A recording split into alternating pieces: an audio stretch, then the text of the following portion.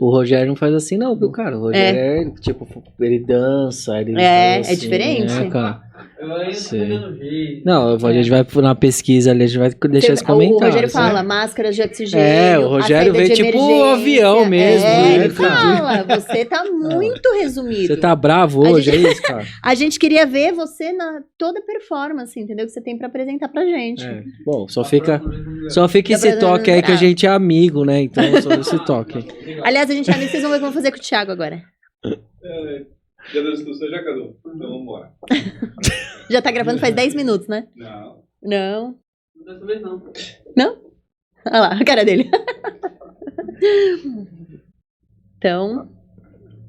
Calma aí, dúvidas, Max? Não. É assim que vai funcionar, vai beleza? ser assim, a gente vai ficar te interrompendo, o Thiago vai ficar fazendo um monte de piada no meio do caminho, e você entra na dança, pode falar palavrão, pode falar marca de quem você quiser, fica à vontade. Eu não falar palavrão, mas difícil, né? Depois fica falar mal do Magrelo. Porque terça-feira que vem, o seu episódio vai na quarta-feira. Na terça-feira que vem, ela vai fazer um ao vivo, ela e ele, pra comentar no episódio. E aí vai ficar eu e o Santos te enchendo de saco lá no ao vivo. E a gente vai chamar todo mundo pra te encher o saco. Entendi. Você vai falar mal do Santos. Mas depois eu postar na minha rede social da empresa, eu não posso. Não dá. A gente não vai ter ao vivo. Só se a gente fizer aqui. A gente fez aqui rapidinho. Não, tem que ter ao vivo. Ao vivo eu achei que ficou legal. Eu gostei também. Gostou, a gente inventa os negócios e não consegue até o final. Mas... Porque é entre um episódio e outro. Né? Ao vivo é bem bacana. Fala dos Zizi, das coisas. Bruno. Não fala de ninguém. Vai, tchau. Depois... Vamos lá. Pode falar. Não. É pra xingar ele, né? Eu te ajudo depois. Eu iria, mas deixa pra outro momento. Então vamos lá.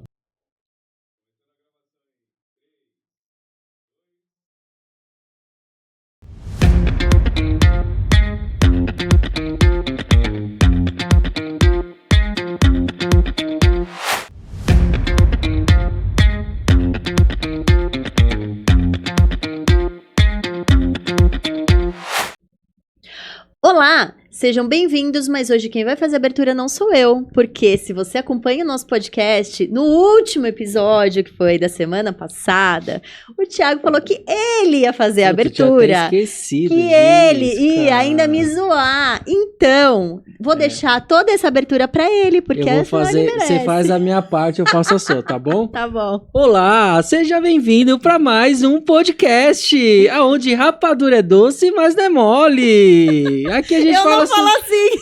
Aqui do meu lado a fantástica Natália. Olá, você está bem, meu amigo? Eu tô ótimo, graças a Deus. Então tá bom. Eu sou Natália, ele é Thiago, acho que ele não falou que o nome dele é Thiago, mas eu sou a Natália. E seja bem-vindo.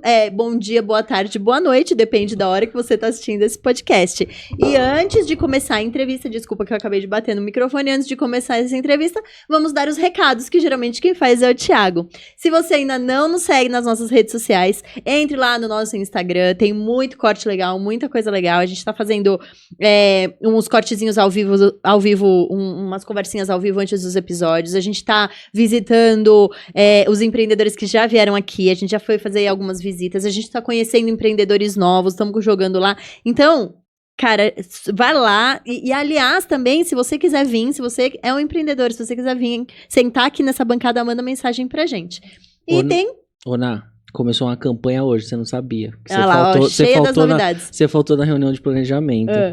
Faltei, ele fez sozinho a reunião de planejamento. Na reunião de planejamento, a gente decidiu que a gente tá em busca do Papai Noel. O ano passado não conseguimos, mas esse ano vamos achar um Papai Noel pra trazer aqui. Então, se você conhecer um Papai Noel, manda um contato pra gente trazer um Papai Noel. Pra contar aqui como é que é o perrengue de ser um bom velhinho e colocar as crianças sentadas no colo nessa época.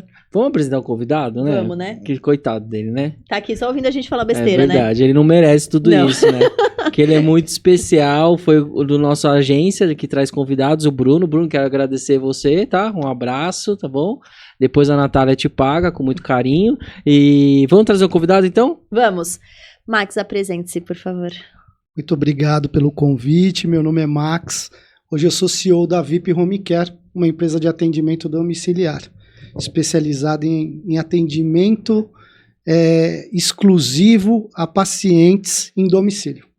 Poxa. Que legal. Legal, isso é diferente, né? A gente nunca trouxe esse segmento aqui, a gente né? nunca trouxe ninguém coisa. assim. Mas tem fofoca nessa área também ou não? Imagina! Cuidado dos velhinhos mas eu não posso contar. Não, brincadeira. A gente não pode falar. Algumas. Nunca teve um velhinho que deixou cair a toalha sem querer na frente de alguma cuidadora? Né, teve. Teve algumas outras coisas também. Ao longo do episódio eu não posso contar. Tudo bem, só não pode falar os nomes. Contar você pode. Tá? Mas, Max, primeiro seja bem-vindo aqui no nosso podcast, Thiago. Tá? A gente gosta de conhecer como você chegou até o seu negócio de sucesso hoje, né? Você sempre foi disso, você sempre quis atender alguém em casa, lá no começo, a gente gosta muito disso. E principalmente mostrar para quem trabalha na área ou é do segmento as dificuldades que você venceu, né? Porque as dificuldades existem, mas como você venceu, como que você teve sabedoria para isso, se não teve sabedoria, às vezes você teve que cair para levantar de novo, como foi isso? Compartilha com a gente. Thiago, olha, eu trabalho na área já há mais de 25 anos, né? Com a VIP, nós, desde 2007, ela existe. Poxa, eu tenho algumas histórias divertidas, né? Eu fui monstro do Play Center, né? Você foi um monstro do Play Center? Eu trabalhava no Play Center como um monstro. Calma, que a gente tem muita gente jovem. O Play Center era um parque, tá bom, gente? Vocês que não conheciam, o Play Center era um parque, hoje mais próximo do Hop Harry, tá bom? Pode continuar. Isso mesmo. Ficava ali na Marginal Tietê, né? E eu fui monstro em 1995 até 7, mais ou menos. 97. Mas você era monstro... da Noite do Terror? Essa era a pergunta, não? Tinha um castelo lá, chamado Castelo dos Horrores. Naquilo, eu tinha medo. Sim. E aí eu ficava lá interno. Era trenzinho? Não era trenzinho, era só castelo de andar. Por isso que eu não entrava. Tinham grupos, né? Tinha que entrar andando lá. E você assustava as pessoas? Ah, sim. Alguém desmaiou quando você assustava elas? Várias pessoas desmaiavam. Jura? Várias pessoas. Eu seria uma que não ia desmaiar. Verdade, Thiago. Eu fui na Disney, não fui nenhum brinquedo de frio na barriga, essas coisas. Não acredito. É verdade. Mas conta um pouco mais aí. Então, aí você começou lá nisso. Eu comecei a trabalhar... Na verdade, eu trabalhava como desenhista, eu sempre fui muito bom em desenho, mas isso na minha juventude, né? Eu tinha 16 para 17, aí depois eu fui trabalhar nesse castelo, né? Eu trabalhei com alguns amigos, com um amigo meu de infância, o Magrelo, até que conhece o Bruno, amigo do Bruno também. E aí, depois disso, eu fui vendedor de fivela. Fivela? Eu vendia fivela lá no Brás. Tá. Fivela de cabelo? Fivela de cinto. De cinto? Fivela de cinto. Não fui muito feliz com isso, não. Muito difícil. Era muito maltratado na época, assim, pelos compradores, né? Porque eu entrava na loja para abordar o dono da loja, que fabricava cinto, e às vezes ele me tocava, falava, agora não, sai daqui, tô atendendo cliente. Seu monstro. Tal. Um negócio quase isso, né? Muito difícil. E aí depois eu fui trabalhar com plano de saúde, comecei a vender plano de saúde, vendia de porta em porta. Tá. Legal. Né? Atendia as pessoas em casa, ia na casa da pessoa para poder vender o plano de saúde, panfletava no farol. Nessa época era panfleto, né? Panfletava no farol. E aí eu fui trabalhar numa cooperativa depois disso. Eu fui vender para essa cooperativa plano de saúde. Era uma cooperativa da área da saúde, médicos, enfermeiros, fisioterapeutas, nutricionistas, todos os profissionais ligados à área da saúde. E aí eu fui vender para eles o plano de saúde empresarial, né? E eles me convidaram para ser vendedor deles. E aí foi aí que eu ingressei diretamente na área da saúde. Legal, legal. E você se espelhou em algum projeto desse home care ou foi uma ideia... Na verdade, eu atendi as empresas de home care, né? Através da cooperativa. Quem eram os clientes da cooperativa? Eram as empresas de home care. Ah, tá. E aí eu comecei a conhecer um pouquinho do home care, fui me integrando mais, e aí veio a oportunidade da gente montar a VIP em 2007. Quando você foi montar, né, a VIP, você viu que era uma deficiência do mercado, por isso você falou assim, putz, tem uma oportunidade, ou não? foi acontecendo? Por que exatamente isso? Porque você podia ter montado um monte de outras coisas relacionadas à saúde. Sim, Natália, tem assim, saúde no Brasil sempre foi muito precária, né? Então faltam leitos. Então, aonde a gente tem que construir mais hospitais, a gente fecha hospitais. Então, assim, o home care atende diretamente essa necessidade. Então, não tem como você... Hoje, o home care teoricamente, para as operadoras, para os planos de saúde, está um mal necessário, mas para a população também é um mal necessário, né? A gente poder fazer o atendimento que não comporta o hospital, né? Uma pessoa, por exemplo, um dos procedimentos que nós fazemos é antibiótico-terapia. Então, a pessoa foi lá, tem que tomar um antibiótico endovenoso, né? E aí, para que ele vai ficar ocupando um leito hospitalar se você pode fazer esse procedimento em casa? Tá. Né? Então, assim, você desafoga o hospital usa o leito para uma cirurgia, para um caso mais grave.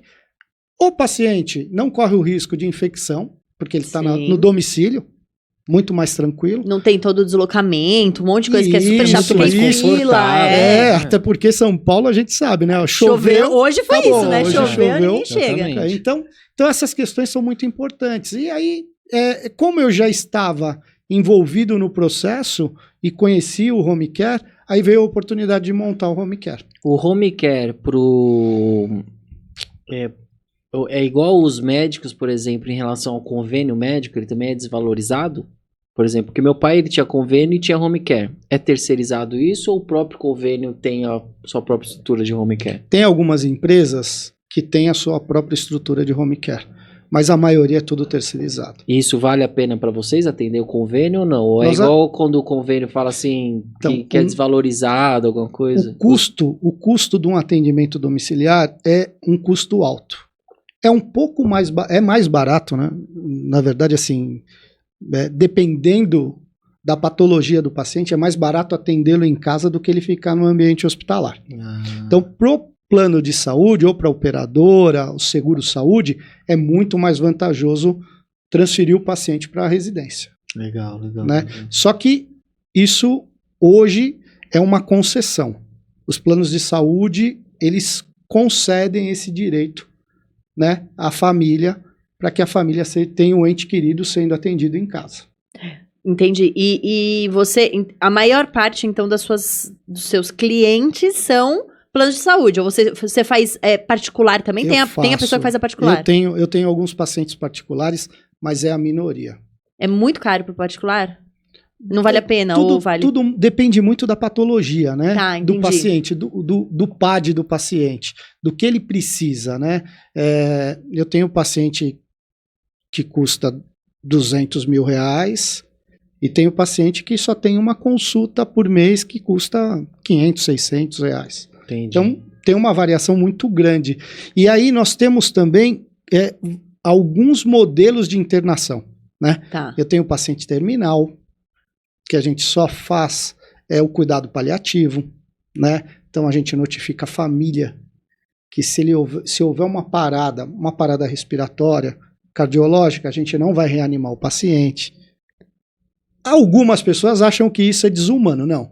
Ele já está numa situação muito difícil. Então a gente vai cuidar desse paciente para que ele tenha o término, né, da caminhada dele da melhor maneira possível, né? Sem dor, com uma qualidade e em situações dessa, tem alguém da sua equipe lá com ele ou você ensina a família? Porque deve ter equipamentos ali, né? Não tem equipamentos, é só cuidados mesmo, mas a gente tem técnicos de enfermagem, enfermeiros, os técnicos ficam em loco, ficam na casa, né? 24 horas por dia. Mas eles são instruídos e treinados para desenvolver qual o papel? O papel de cuidados. Cuidados. Entendi. E quando fala de cuidados, não é só aplicação de medicação. Tem banho, fralda, tudo isso envolvido? Tem tudo isso envolvido. Nós temos pacientes que a gente chama de ventilação mecânica, que são pacientes que têm um respirador, né, para ficar mais, geralmente traqueostomizados, né, e tem um respirador, e aí você tem uma série de, eles tomam medicação, geralmente a alimentação, a dieta deles ou é nasointeral ou é direto num bottom pela própria barriga, aí nós temos, que mais que a gente utiliza nesses pacientes? Aí, fisioterapia, fonoaudiologia em alguns casos, físio por causa da parte respiratória e não por causa só da parte motora. Aí nós temos o paciente 24 horas, que aí são N patologias também, diferentes, mas aí não é ventilação mecânica. Nós temos pacientes de 12 e 6 horas na mesma modalidade. Quando a gente fala paciente que a gente chama de VM, que é ventilação mecânica, ele tem atendimento 24 horas. Tá. Agora, os outros pacientes vai de acordo com a patologia de cada um. E aí a gente tem todos os procedimentos também na casa. Um antibiótico, um curativo, sessões de fonoaudiologia, sessões de fisioterapia, sessões da consulta médica, tudo em domicílio para poder facilitar a família no atendimento. Voltando, Max, um pouco no seu início, você, a trajetória sua, você é bem comercial, né? Você já tinha esse perfil comercial. Sim. Você também atendia algumas coisas, no começo você atendia alguém ou não? Você já foi montar um negócio comercialmente e por você estar nesse meio, você já tinha uma equipe já para o início? Não, eu trabalhava só na cooperativa mesmo, né? Tá. E aí esse trabalho de conhecer o home care me apresentou algumas pessoas. Entendi. De home care também. E aí quando eu fui montar, eu tive uma assessoria de uma enfermeira que detinha muito conhecimento, que foi a enfermeira Patrícia. Ela trabalhou num outro home care, mas ela estava saindo desse home care, e aí ela veio para nos agregar aí conhecimento para a abertura do home care. Entendi. Não é fácil. Apesar que hoje nós temos mais de 1.000 empresas de home care. Na época que nós abrimos, tinham 200 e alguma coisa. Nossa, então. Bem pioneiro, né? Mas o grande problema disso é a falta de conhecimento do brasileiro, né? O brasileiro não estuda aquilo que ele vai montar. Tá. Ele não desenvolve um projeto para ver a viabilidade daquilo que ele vai montar. E aí, um caso simplório aí pra gente, uma enfermeira que foi mandada embora do home care X, ela recebe, sei lá, uma boa grana, só que ela monta uma empresa de home care. E a nossa legislação, apesar das regras serem distintas e obrigatórias, não acontece da mesma forma. A teoria é diferente da prática. A teoria é diferente da prática. Então, assim, uma empresa de saúde não pode ser MEI. Ela não pode ser microempresa, ela tem que ser limitada, né? Mas eles conseguem abrir empresa MEI, eles conseguem abrir uma empresa, microempresa, e prestar o mesmo atendimento que eu presto. Por isso que hoje tem tanta empresa, mais de 1.000. Por isso que tem tanta empresa de home care. Mas aí, provavelmente, bom, você se diferencia ali pela qualidade, pelo serviço prestado e tudo mais. Mas também deve ter alguma coisa de segurança, né? Também, porque assim, essa enfermeira que saiu de algum lugar que vai montar, que é bem comum em vários segmentos isso, né? Ela fica ali, mas qual que é a segurança daquela família que está sendo atendida por ela? Porque ela não tem uma infraestrutura, a família acaba não sabe, não sabendo, né? A diferença. Porque é o plano de saúde que oferece dentro da concessão. Então, por exemplo, você tem uma carteirinha do seu plano de saúde, Thiago. Você é diferente de um hospital, de uma clínica, que você pega a sua carteirinha e vai lá diretamente para o atendimento.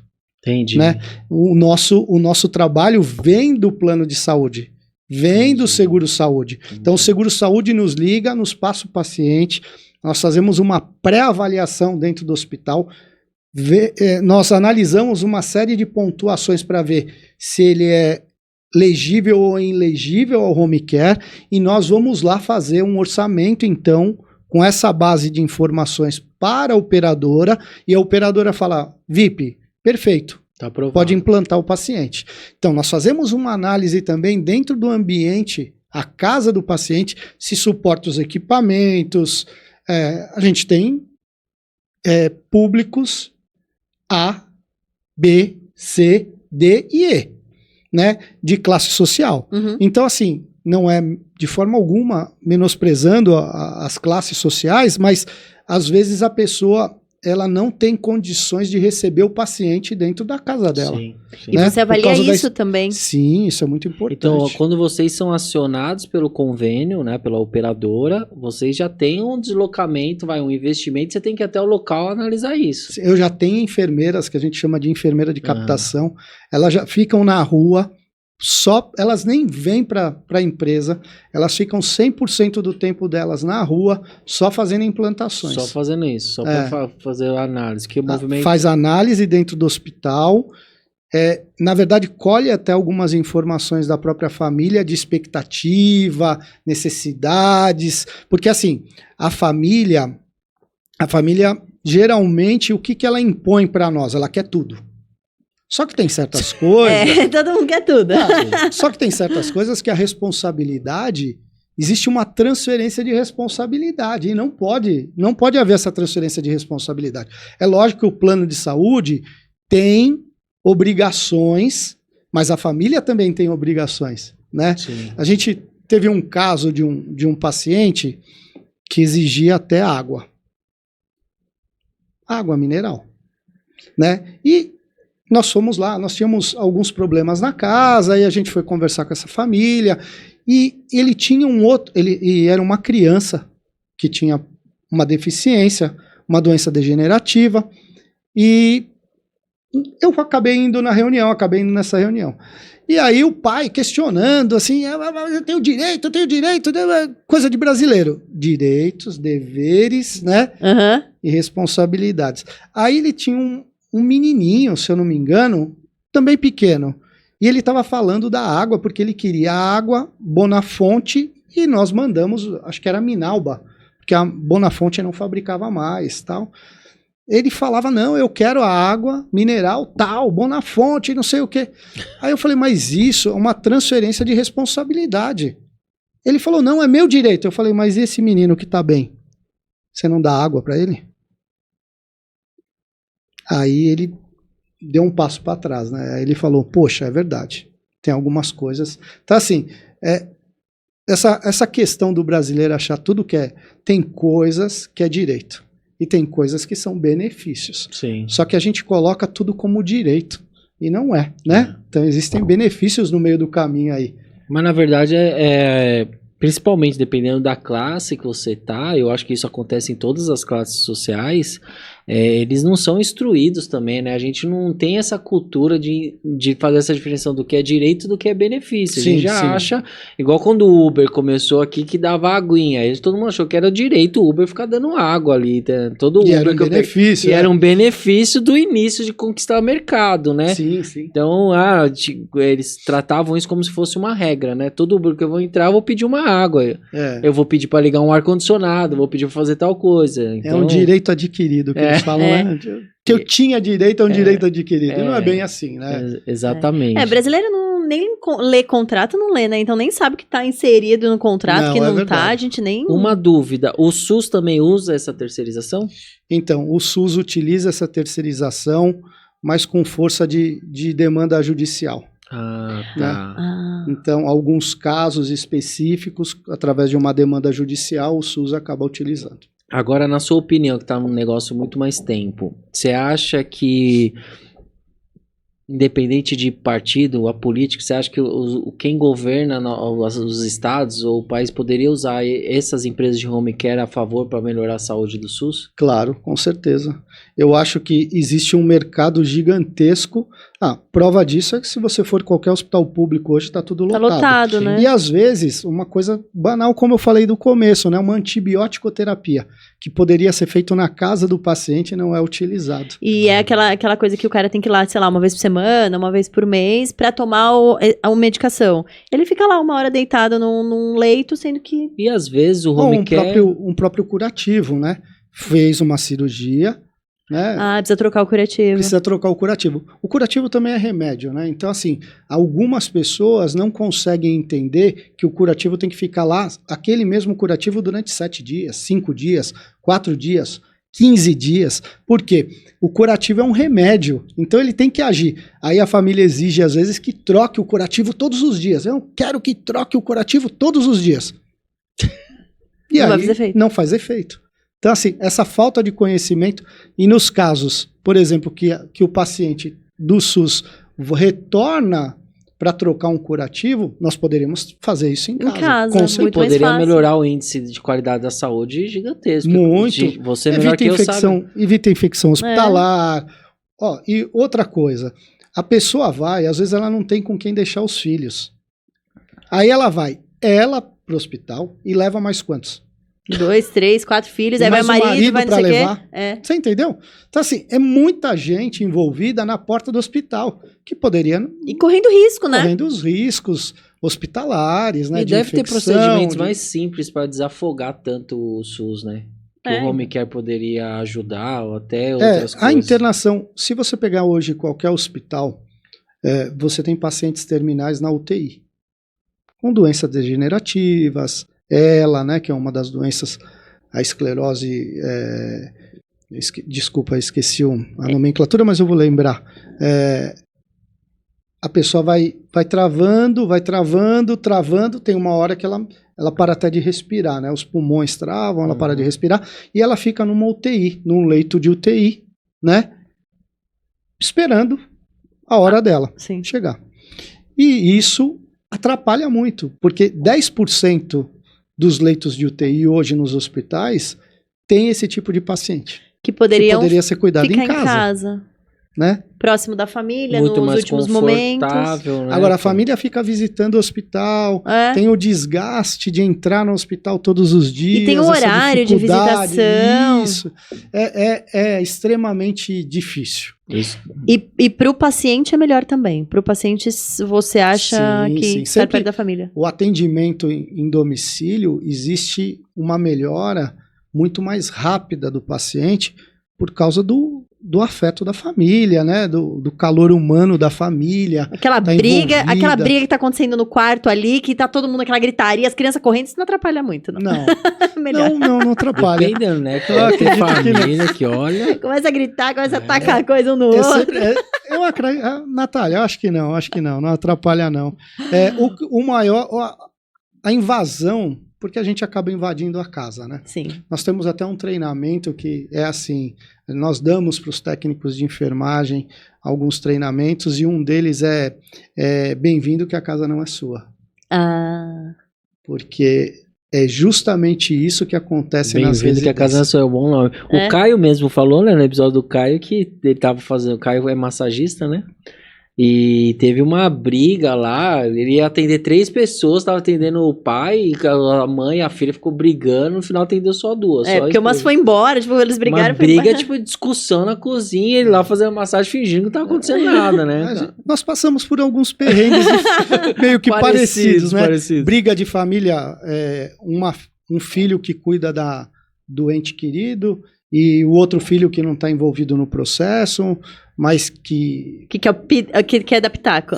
Vai lá, e aí uma baita briga, o técnico de enfermagem tendo que separar, chamar a polícia, cuidar do paciente. Agora, existem de tudo, né? Imagina. Sim, e bastante, né? Porque aquilo que você falou, você tá entrando na família de alguém, né? E muitas horas, né? E muitas né? horas por dia, né? Porque o Caio vai lá, fica 1 hora por semana, quiçá, né? Aí ele fica 12 horas, agora 6 horas, 12 horas, 24 horas. Eu nem ia fazer essa... O ano inteiro, os 365 eu nem ia fazer essa pergunta, mas veio agora na minha cabeça, eu tenho que fazer. Lá vem. Fofoca, né? Eu não gosto muito de fofoca. Mas eu ia fazer outra pergunta que eu vou fazer, mas senão eu posso perder o fio da meada e a produção vai brigar comigo. Vamos te bater. Existem enfermeiras, né? Técnicas de enfermagem, não sei como fala. Já teve caso de marido ou vice-versa, paquerar, não querer... Assédio, isso, a palavra bonita. Sim. Teve? Assédio não é a palavra bonita, assédio é ruim. Assim, o que eu posso te falar sobre isso? Nós recebemos a informação, mas como o ônus da prova é de quem acusa, nós não estávamos presentes. Entendi. Né? Então a gente não pode... Mas isso dos dois lados ou só sempre do cliente? Nós já recebemos notificações que o nosso técnico, Entendi. ou profissional que se envolveu, ou estava querendo se envolver. Mas assim, também são informações que, como eu não estou presente, eu não posso afirmar com certeza. Não, mas sim, mas é que isso acontece em qualquer ambiente de trabalho. Sim, quando você está num outro, por exemplo, você está dentro da casa da pessoa. Você está envolvendo com vários fatores, tanto masculino como feminino, você tem vários fatores. Tem marido, tem esposa, tem filho, adolescente. Nós temos um caso que passou por nós, que o técnico de enfermagem casou com a mãe do paciente. Que ele imaginei que tivesse esse tipo de caso. Assim, então, tipo, sei lá, tô esperando aqui minha esposa morrer, a hora que ela morrer eu pego a enfermeira, tá tudo certo. Como ali, tem né? um lado bom, né? De criar vínculo ali, né? A gente já pegou brigas assim também, uma briga meio inusitada, né? Eu não posso falar qual que era a função do indivíduo, mas assim, o paciente acordou com o técnico de enfermagem fazendo sexo oral nele. E aí veio a reclamação para nós. E aí, puxa daqui, estica dali, vem, traz o profissional para conversar. Os dois estavam num relacionamento, mas estavam brigados no momento. E aí ele ficou chateado. Que mundo legal, né? Assim, diferente, né, cara? A gente não imagina que acontece tanta coisa, né, cara? Muita coisa, Thiago. Quando você fala assim, não, isso é só da imaginação, não, mas acontece. Muita coisa. A gente acha que é novela das 8, né? Não. Cara, isso é absurdo. Tem algumas outras coisas mais cabeludas, assim, que a gente... Gente, tem mais cabeludo que isso ainda? Existe. Não vamos aprofundar nisso, mas... Vai virar maiores de 18 esse episódio. A gente teve um caso policial há muitos anos atrás, né? Que o paciente, ele tinha uma tendência ao suicídio, né? E ele morava num prédio, e acho que no 10º andar, se eu não me engano. E o que aconteceu? Ele acabou se jogando. O técnico de enfermagem foi ao banheiro, a esposa ficou no quarto, né? E ele acabou saindo do quarto, entrou no quarto da esposa, que era o único quarto que não tinha grade na janela. A gente não entendia muito bem isso, e ele se jogou. Né? Ele acabou morrendo. Existe a responsabilidade, teoricamente, da empresa nisso, ou do profissional que está em casa, porque abandono de incapaz é crime. Mas ele é considerado incapaz. Ele é considerado incapaz por causa da situação médica dele. Mas ele só foi no banheiro. Não.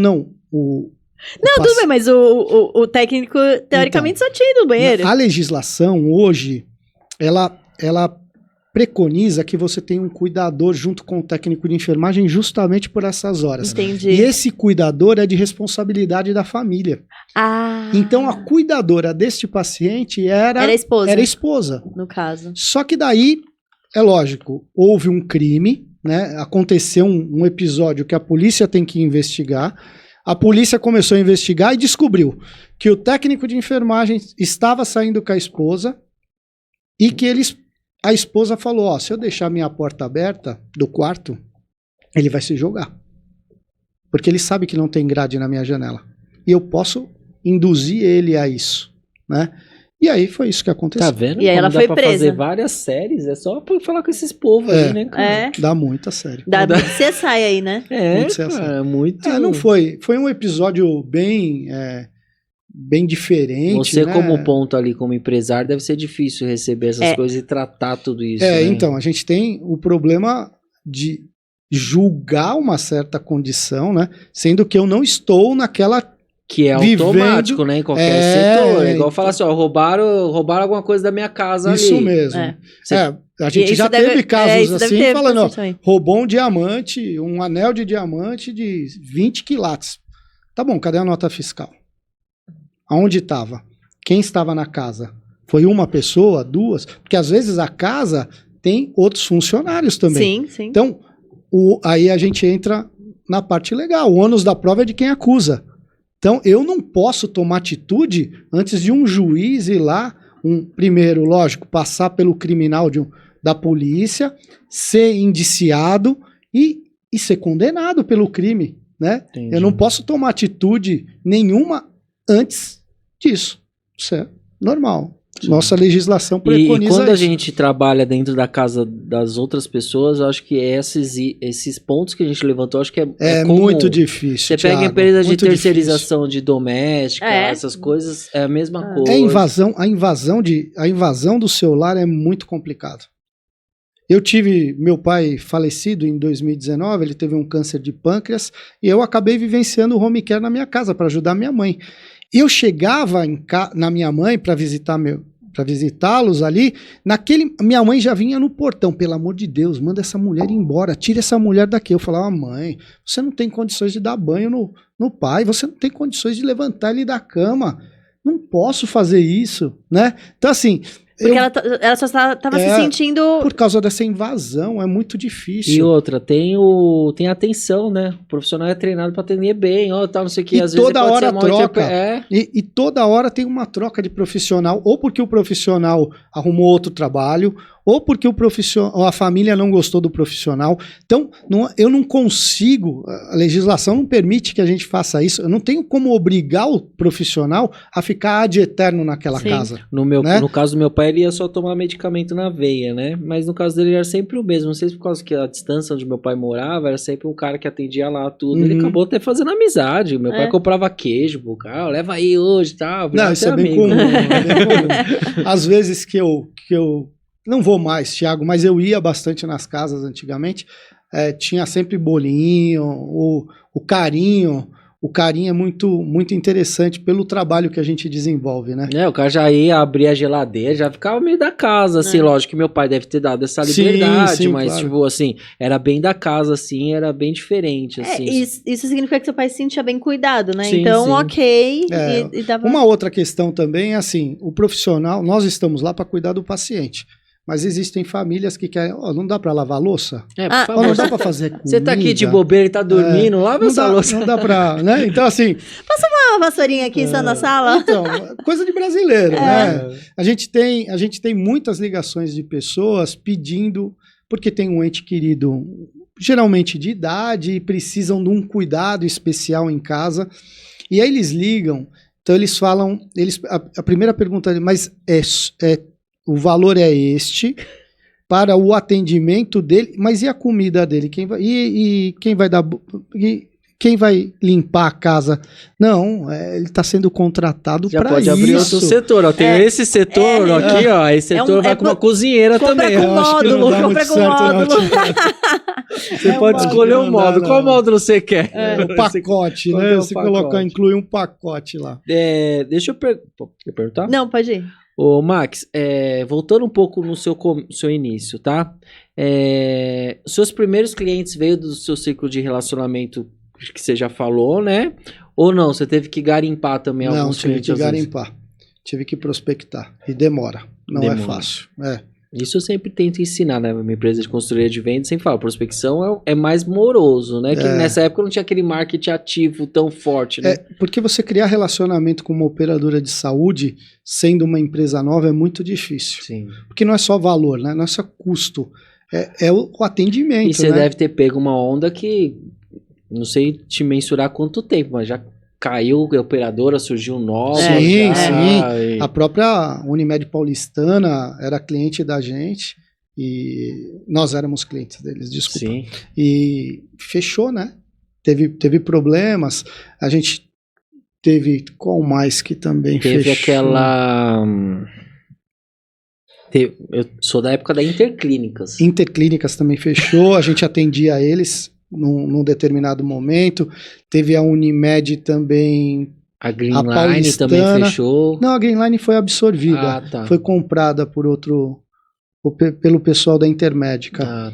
E tinha a Unimed Paulistana e a Unimed São Paulo. As duas fecharam. E quando acontece isso, eles revisam todas as parcerias, igual quando compra uma outra empresa, ou não? Quem tá ali continua ali naquele bolo? No começo continua, mas é revisado, geralmente. Aí você também tem que reconquistar também. Sim. Você tem que mostrar um pouco da qualidade do seu trabalho, né? Entendi. Conta como é que foi como é que foi na época da pandemia. Imagino que na época da pandemia deve ter explodido de serviço ou não. Como é que foi? Foi um desafio gigantesco, porque a gente tinha os pacientes normais que a gente tinha que atender, nós tínhamos essa nova demanda de pacientes e nós tínhamos, em contrapartida, os reajustes dos materiais e medicamentos, onde eu não conseguia repassar para o plano de saúde na mesma velocidade. Meu contrato, ele prevê isso anualmente, só que eu não conseguia. Aumentava uma caixa de luva, chegou a custar R$120 do dia para a noite. Como que eu repasso isso para o plano de saúde? Gel, não dá. Então, hein? Máscara, não utilizava máscara em casa. Todo mundo tinha que ter máscara, né? E a máscara custando aquele absurdo de valor, né? Então, o álcool em gel foi uma das coisas. Também não usava álcool em gel nas casas. Aí comecei a ter que mandar. Então, isso tudo, o custo, aumentando o custo operacional, os próprios profissionais cobrando mais caro pelo atendimento, porque houve um aumento de tudo, e eu não conseguia repassar isso para a operadora também na mesma velocidade. No começo, eu tô correndo risco de vida. É, né? isso que eu ia perguntar. Também, Você teve muita... a gente deu muita sorte, assim, um ano antes a gente fechou um contrato de parceria de exclusividade com uma grande empresa, uma empresa multinacional de gases, né? Pode fazer a propaganda? Pode ficar à vontade. Você pode convidar eles aqui. A Air Liquid, né? Então a gente fechou esse contrato de parceria e eles tinham 24 horas de SLA para nos fornecer materiais e equipamentos sem furo, com multa contratual. Então você conseguia antes dos seus concorrentes o equipamento? Então, estava faltando o respirador. Tá, certo? Mas para mim não poderia faltar porque eu tinha multa no contrato.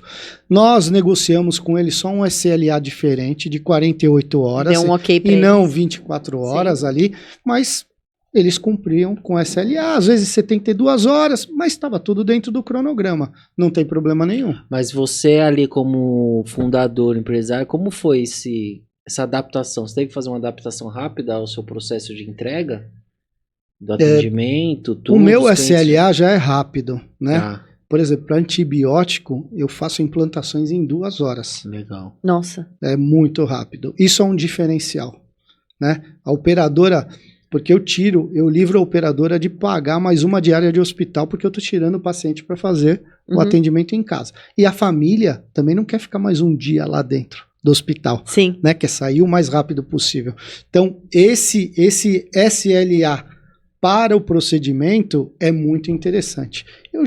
Essa parte eu já estava adaptado. Tá.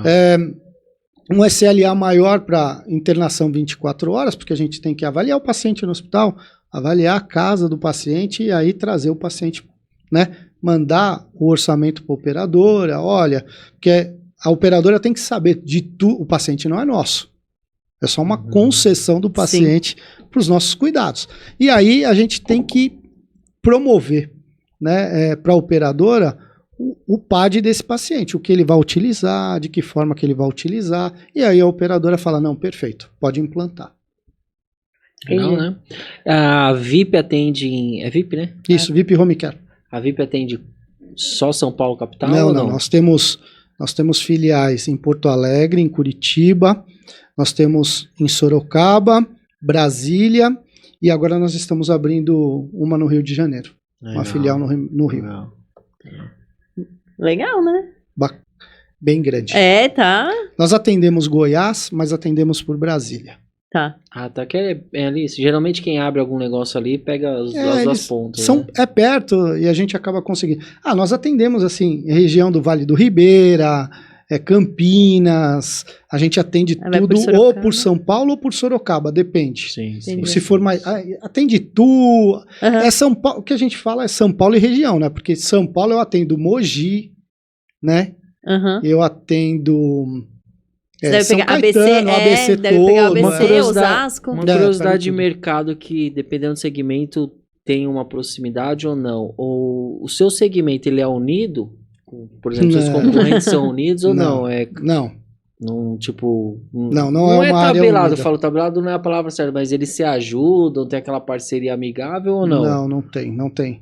Nós temos um encontro no NEAD, que é uma associação, mas é muito difícil. Sim. Não há Contador foi muito tempo assim, né?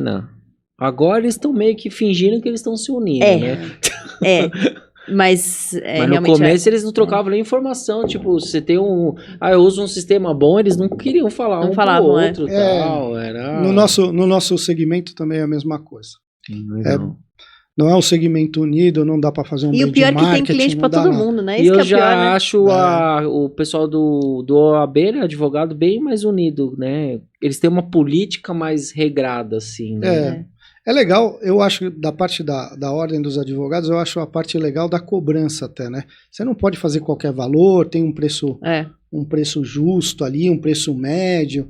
Eu acho que se a gente tivesse... primeiro, a gente teria que ser regulamentado. Hoje nós não somos, é uma concessão. Então, assim, é muito difícil, né? Existem vários senões aí para ainda acontecer para que a gente consiga fazer isso, né? E o nosso podcast é voltado muito para empreendedores, né? Legal. Iniciais ou os que querem melhorar o negócio deles. Você compartilha algumas coisas legais para esse pessoal? Eu sei que eles são concorrentes seus, né? Mas talvez eles tenham uma mentalidade diferente de estar assistindo a gente aqui, Thiago, né? eu não tenho problema nenhum de compartilhar certas coisas. Algumas não, porque são ilegais, mas eu não tenho problema de fazer um benchmark para conhecer a empresa dele e agregar valor. Porque assim, o mercado está aí para todo mundo, né? A qualidade do seu trabalho que baliza aquilo que você é. Eu sempre disse isso até como para os funcionários da empresa, né, para os nossos colaboradores. A pessoa tem uma leve ilusão que a CLT me dá direito. Eu já vi várias empresas quebrarem que o profissional era CLT e não recebeu nada. Né? Tem a Interclínicas que você falou, aconteceu isso. E era grande. Eu tive funcionários que vieram de lá para trabalhar conosco e não receberam até hoje. Então, assim, essa ilusão, a segurança do trabalho é a qualidade do seu trabalho. Sim. Se você for um bom profissional, você vai bem, vai ficar dentro da empresa de eterno. O dono, os diretores não vão te mandar embora por conta daquilo. A própria Unimed paulistana era muito grande também, a Unimed é gigante. Lá em São José tem também, Unimed ainda. Também não pagou um monte de gente. Exatamente. Entendeu? Tem gente pendurada lá, que eram seletistas, e aí fala o quê? Então, assim, essa questão de garantia, não existe. A garantia é a qualidade do seu trabalho. Sim, o que eu penso, né? Eu acho que, assim, se espelhar em ter mentores, assim, ó, eu olho ali o Max, olha o que ele construiu, como que ele tá fazendo, pô, meu negócio tá quase quebrando, eu vou me espelhar um pouco no que ele tá falando aqui. Eu acho que essa é a ideia um pouco da gente trazer convidados como você, entendeu? Eu acho que o brasileiro, eu estudei bastante a questão do home care antes de abrir um home care, né? Sim. Então eu vi aonde a gente brinca, né? A tomada que tem energia. Onde eu ia colocar o dedo que iria me dar choque, né? E a tomada que eu ia colocar o dedo que não tinha energia. Então, as pessoas têm que entender um pouco mais de empreendedorismo para abertura de qualquer coisa, né? Para abertura de um restaurante, por exemplo. Restaurante eu estava lendo uma reportagem, é o que mais abre e o que mais fecha no Brasil. Sim. Porque a pessoa fala assim, pô, eu faço uma comida tão gostosa. Eu gosto de cozinhar. Eu gosto de cozinhar, todo mundo elogia, eu vou abrir um restaurante. Não é isso, a última coisa que ela vai fazer é cozinhar, se ela for um gestor, né? Então assim, é muito difícil. Mas aí tem os fatores, o local, tem um monte de coisa. Tem vários fatores. Se ele tem fornecedores bons, tem um monte de coisa que você precisa saber, porque se você vai você tem um restaurante grande, você depende de produto, você vai até a esquina comprar, o cara da esquina aumenta o preço, já era, né? É a mesma coisa do nosso caso. Se eu comprar material e medicamento dentro de uma farmácia, acabou. Minha margem, vai eu embora, não tenho margem. Vai embora. O meu lucro fica na farmácia.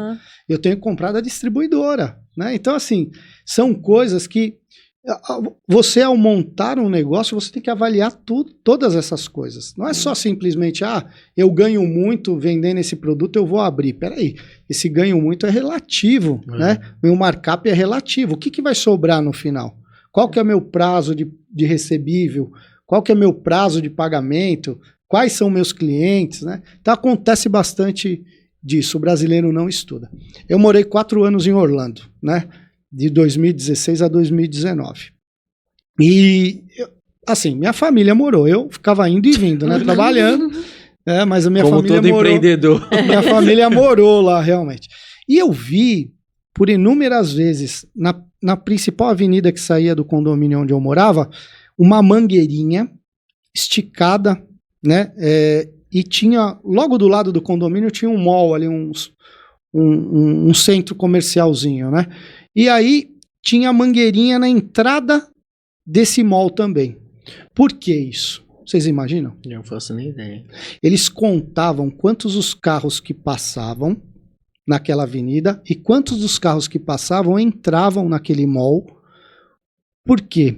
As empresas que iriam alugar o mall, elas já sabiam a quantidade de público mês que iriam parar lá dentro daquele mall. Se fazia sentido ou não. Se fazia sentido ou não, o público dele, o negócio dele, essa quantidade de público novo entrando ou não dentro do mall. E assim, aqui no Brasil você não encontra nem informação quando você vai... Não tem. Dependendo do tipo de empresa, porque assim, hoje tem muita ajuda do Sebrae, tem muita coisa que eles conseguem te ajudar. Aí se você vai numa área regulamentada também, eles conseguem te ajudar. Mas vai para um restaurante, você nem sabe se o povo lá daquela região tem fome, né? Farmácia é uma em cada esquina. Mas também o corretor também... Pela pressão das metas, eu acho que eles também não são tão transparentes ali, né? Então, porque ele chega lá, por que esse ponto fechou? Sei lá, o cara não fazia tudo direitinho e tal, mas aqui é ótimo pra pôr comida. Vende coxinha que todo mundo bate aqui, pedindo coxinha. Tem algumas coisas no Brasil que ainda a gente carece muito, né? Informações tributárias. Você abre um negócio, você não sabe o que você vai pagar de tributo. Né? Às vezes até o próprio contador não te informa direito. Uma lei que tramitou agora a LGPD de proteção de dados. Foi uma luta isso. Todo mundo tem que se adaptar. Os grandes têm que se adaptar e os pequenos também. A lei vale para todo mundo. Sim. O cara tem um barzinho lá, você acha que ele tem informação? De quem vem a informação para ele montar todo o roteiro da LGPD para ele ter essa documentação lá no... Tem que ter uma pessoa disponível caso alguém faça uma reclamação. Como é que o barzinho vai ter uma pessoa? E aí a informação muito errônea também, assim, o próprio governo não te ajuda, né? Ele faz a lei e larga lá. Mas ele não não te dá a base quer te dar multa, né? Então... Sim, ele te ajuda porque ele te ajuda no fator, tipo, eu preciso dar uma multa para você. Eu criei agora outra lei aí para você. E muda muito, né? Muda muito. Então, que nem nosso caso, né? Uma das partes da LGPD é eu não colocar o nome inteiro do paciente no prontuário. Né? Então eu não posso colocar a data de nascimento inteira, eu tenho que tirar. Mas como que eu faço isso? E se eu mandar trocar? Por exemplo, Natália, eu tenho 2 ou 3 pacientes com o mesmo nome. Como que eu vou suprimir o resto do nome e só vou deixar o primeiro? E o endereço? Eu não coloco o endereço inteiro, ele vai levar no endereço errado, entregar no endereço errado, sabe? Então são certas coisas que o governo vai lá, faz a lei, mas ele não entende o resto. A parte prática, o processo. né? Eu acho que ele não tem nada a fazer. Ele fala, vou criar uma lei aqui, calma aí. Teve uma parte da pandemia que foi bem interessante. Cortaram os ônibus. Lembra que falaram que ia tirar os ônibus? E eu que faço atendimento domiciliar. O paciente vai morrer? E o outro que pega o ônibus para ir no hospital que está cuidando de pacientes também.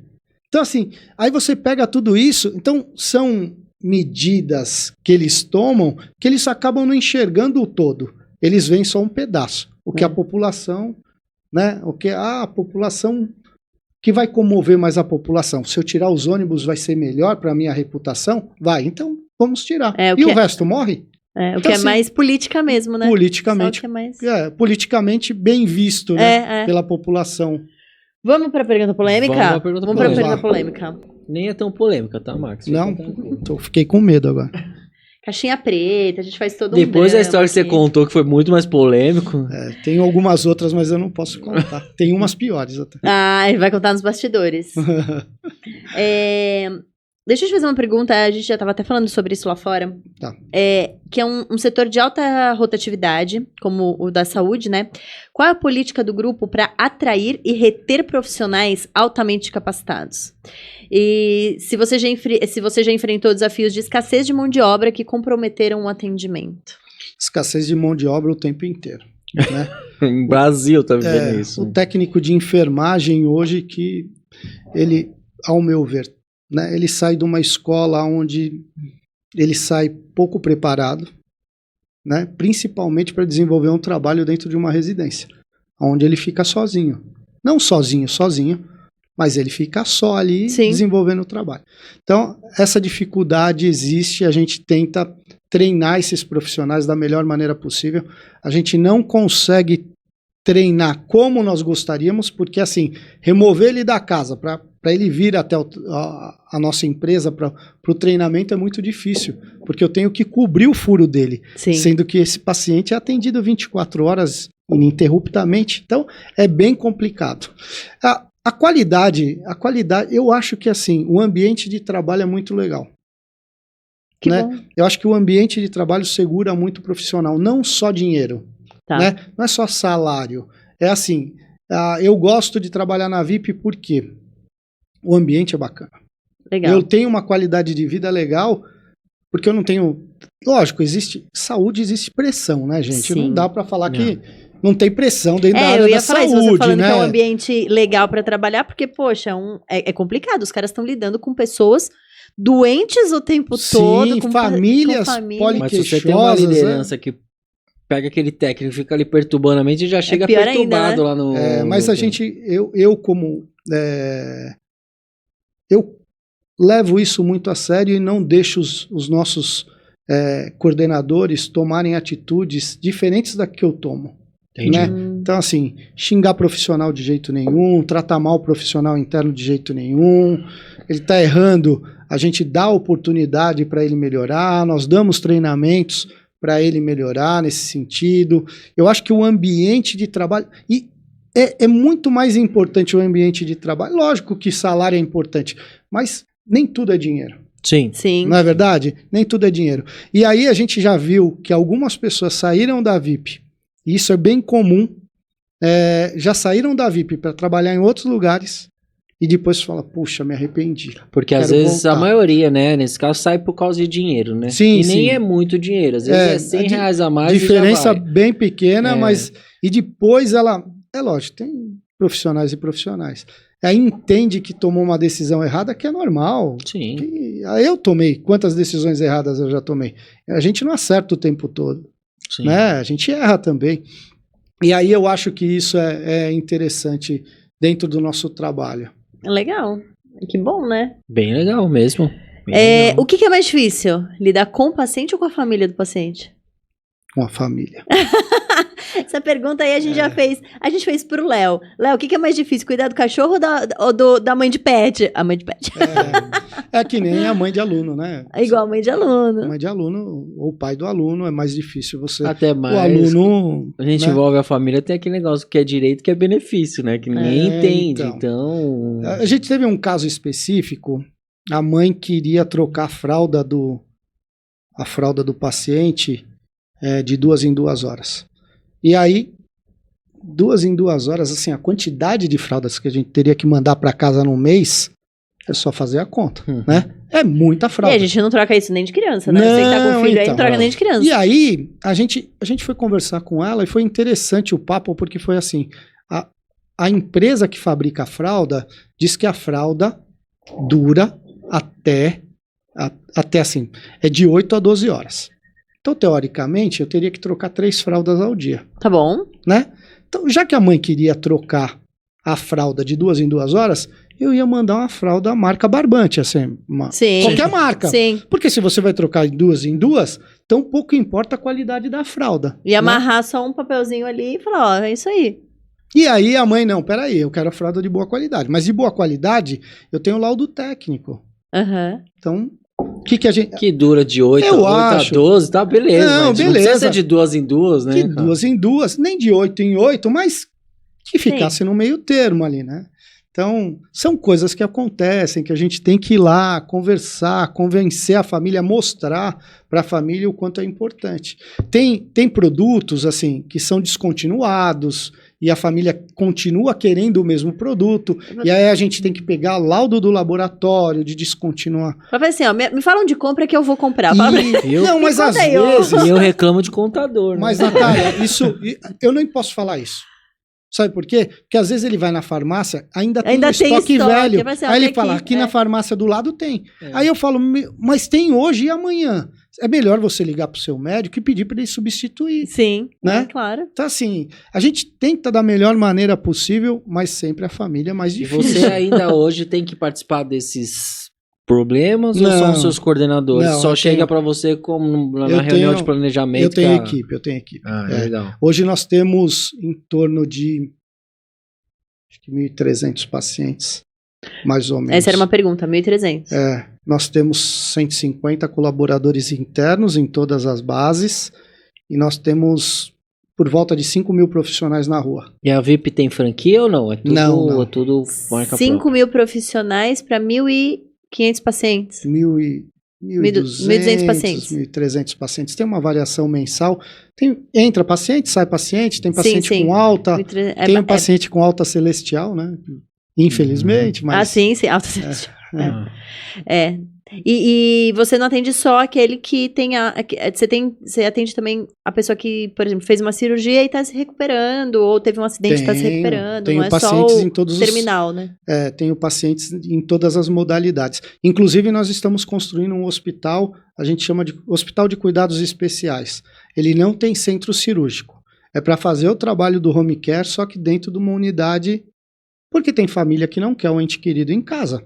E sim. Perfeito. Entendeu? Você vai ter uma Existe outra opção, mercado.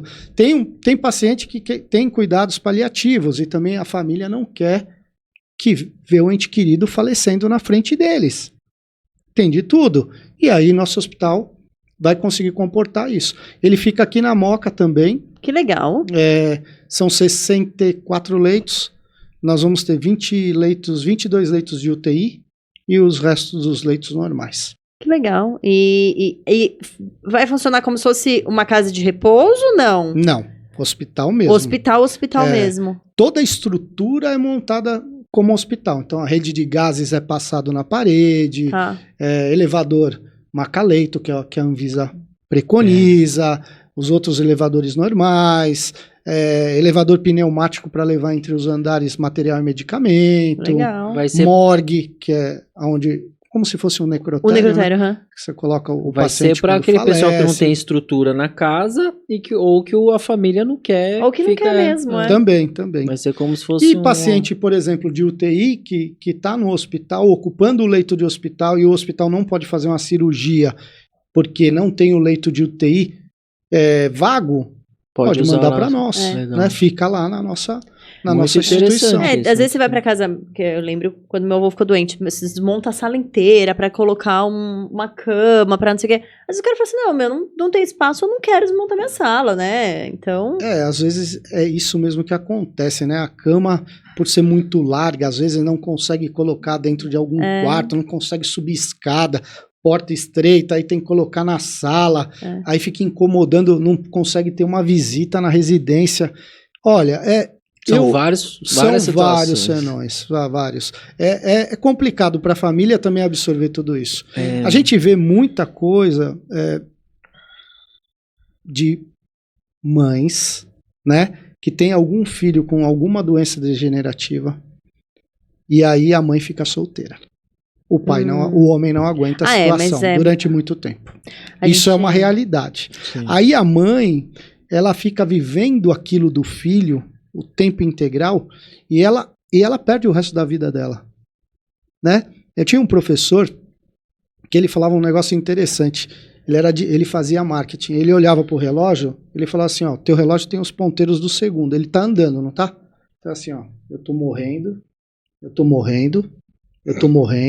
e não para. Ele não volta para trás, né? Ele vai continuar falando para você que você tá morrendo. E o que você fez da sua vida? O que você agregou? E a mãe, naquela ânsia de cuidar tão bem do filho, ela esquece de viver.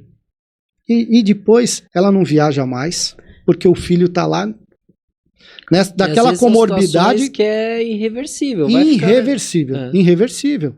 E vai ficar de eterno. Ela não tem um relacionamento, às vezes ela não consegue trabalhar. Passou 10, 15, 20 anos. Ela tinha 30, passou 10, ela tem 40, certo? Passou mais 10, ela tem 50. Ela não tem mais papo, ela não consegue mais se relacionar. Ela só fala do filho. Nós já chegamos, eu já cheguei uma vez e a mãe deu oportunidade. Ela falou: você não contrata? Você é especializada nisso? Não.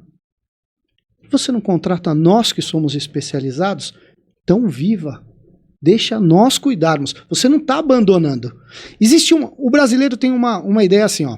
Eu coloquei meu pai ou meu ente querido numa casa de repouso, né? Ele estava dando trabalho, estava com uma dificuldade, às vezes até um Alzheimer, né? Sim. Tá dando esse trabalho para nós. Mas eu não vou abandonar meu pai. Quem disse que isso é abandono? É cuidar melhor do que você poderia fazer em casa. Cuidar muito melhor. Você vai deixar o ente querido fazer o quê? Ligar um fogão, esquecer que deixou o fogão ligado, tacar fogo na casa, explodir alguma coisa. 24 horas com ele ali e tal. Aí então, a gente tem uma cultura que isso é ruim, né? Pôr pra casa do idoso, né? Por mais fantástica que seja a casa, tem casas de idoso fantásticas. Sim, tem N casas, né? Tem algumas tem aí lugares que realmente não, prejudicam, realmente maltratam. Eu acredito que tenha maus tratos, né? Mas eu não posso comprovar, mas eu acredito que tem.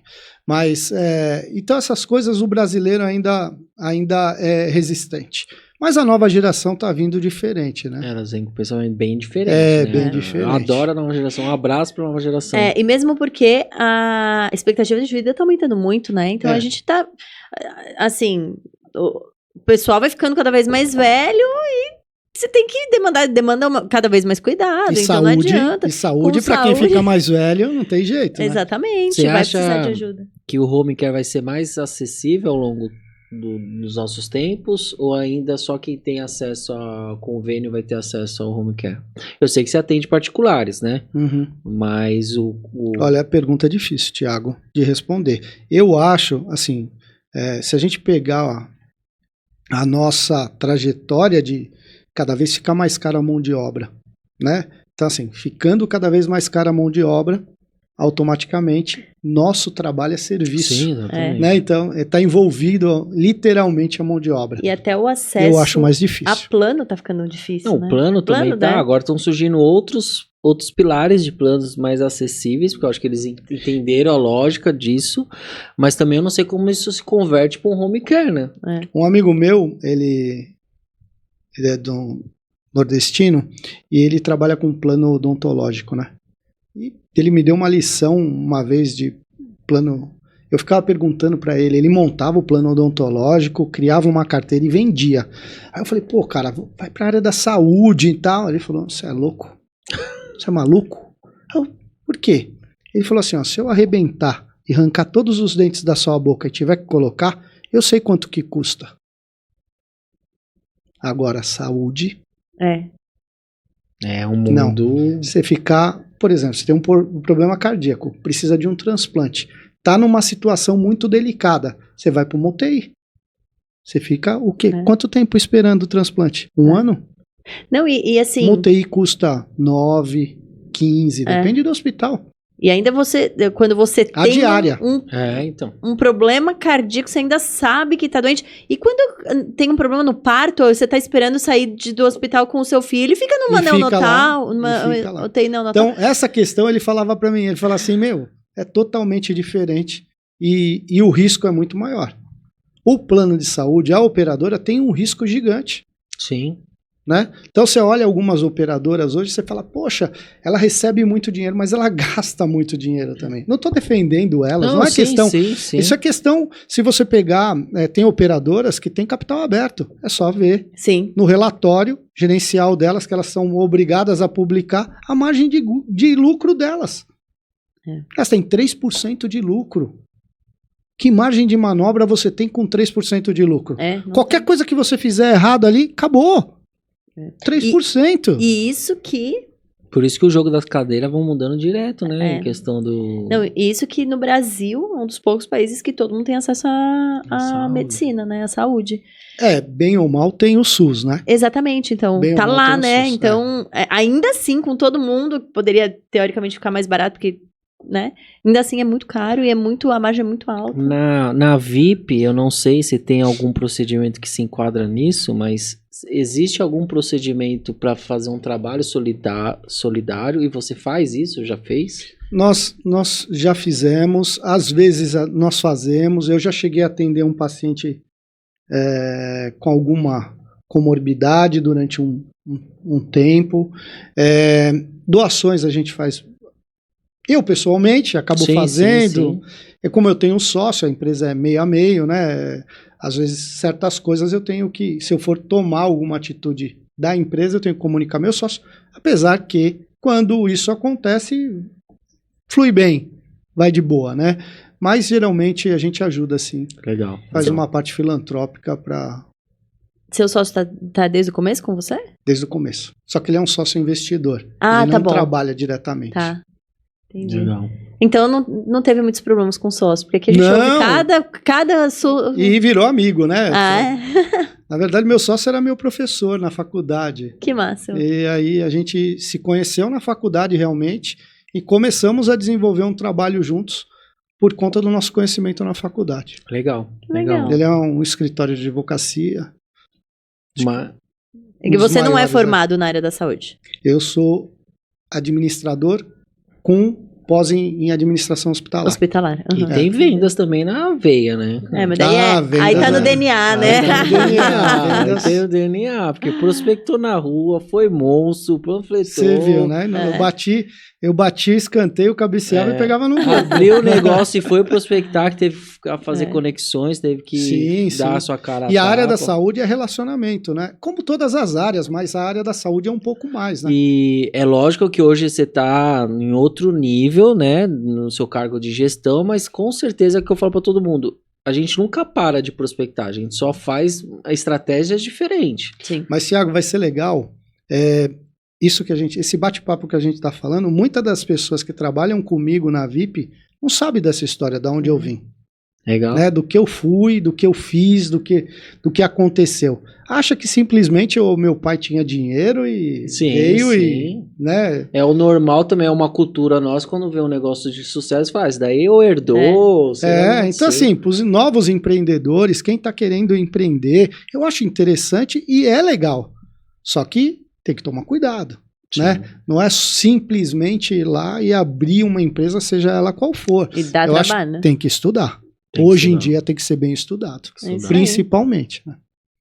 E uma dica para quem quer ser cuidador, não abrir uma empresa de home care, mas quer ser cuidador. Tem alguma dica específica? Tem alguns treinamentos, tem algumas escolas que dão um curso de cuidador. Eu acho bem legal. Você não pensa em entrar nesse mundo? Não, cuidador não faz parte do nosso foco de atendimento. Entendi. Não, de ter uma escola para aperfeiçoar, criar profissionais. Não, Thiago. Eu aprendi uma coisa muito interessante. Você não pode ser o pato da história. O pato nada, voa e anda. O que ele faz direito? Nada, ele não faz nada bem. Então você não pode ser o pato da história. Então assim, empresa de remoção, por exemplo. A gente chegou a comprar algumas ambulâncias em Brasília. Mas eu vi que eu estava focando em outra coisa.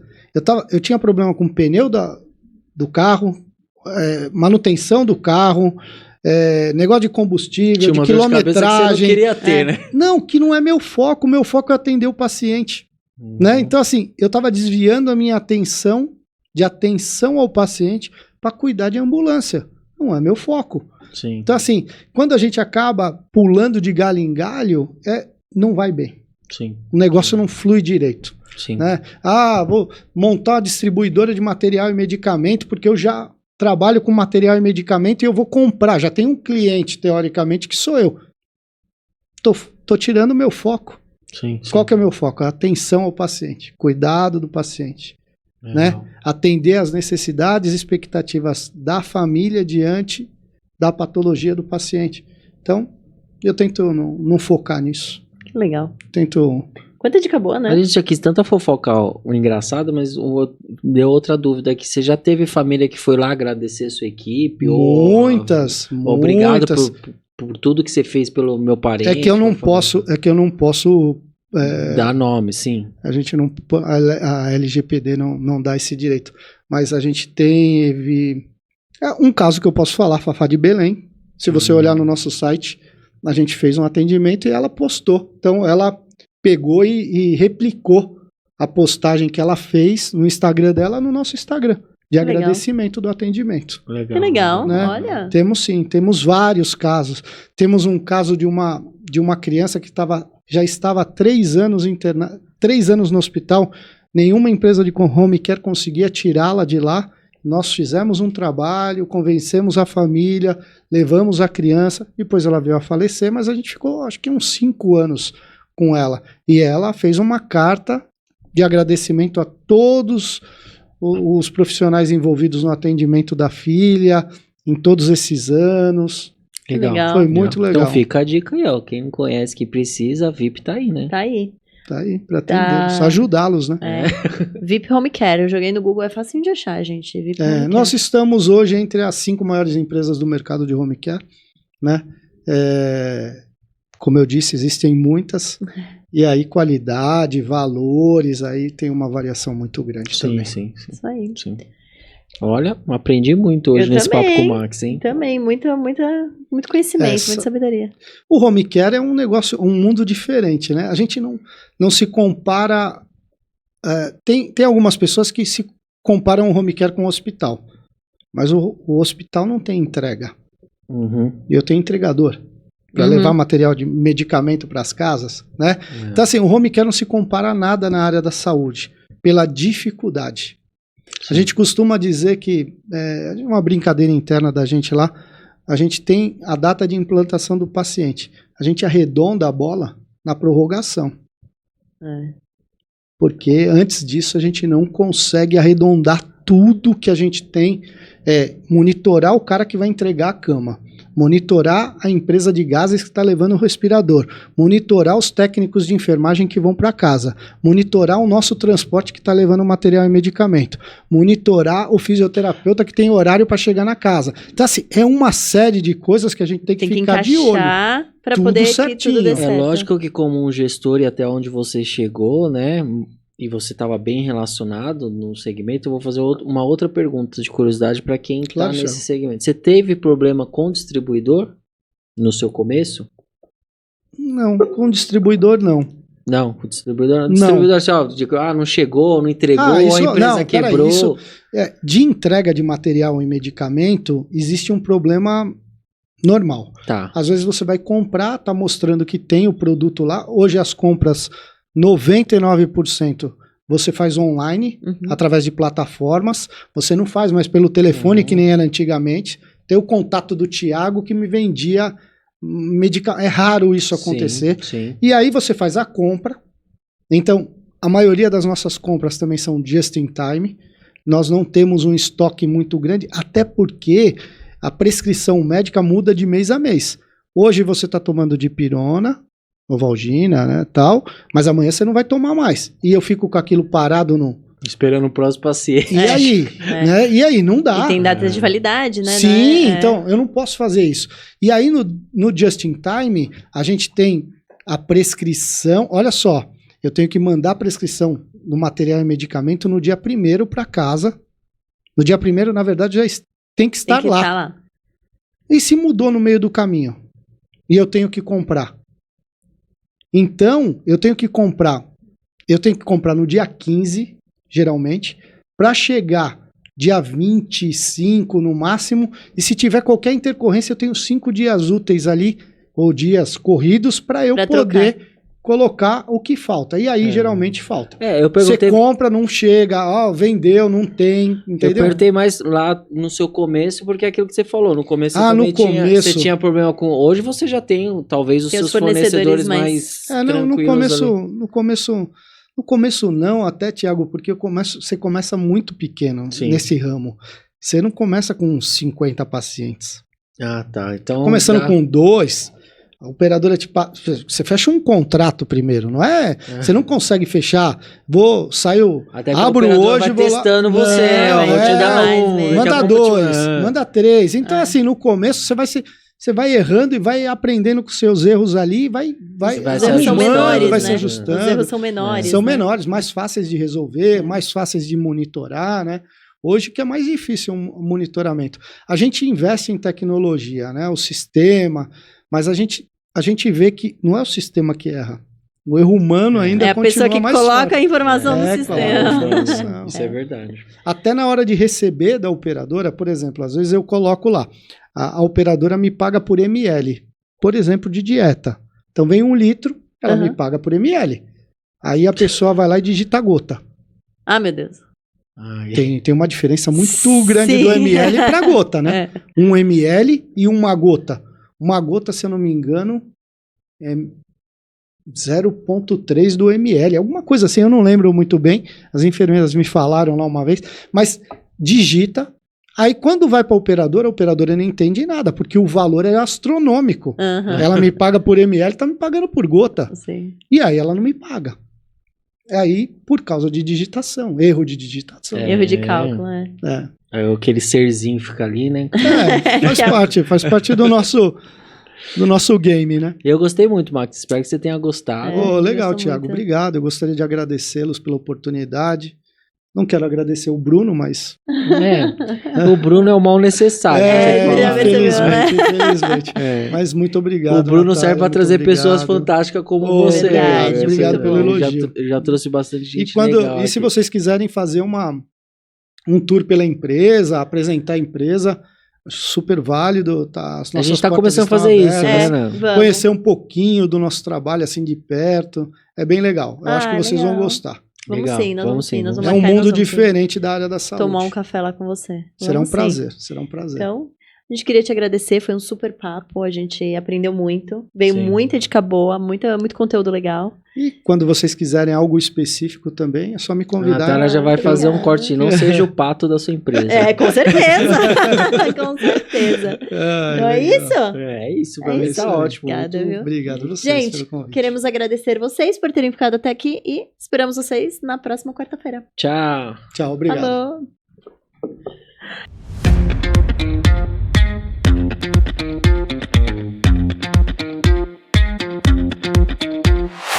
E aí, Max, o que você achou? Beleza, cara. Foi tranquilo? Mais tranquilo do que?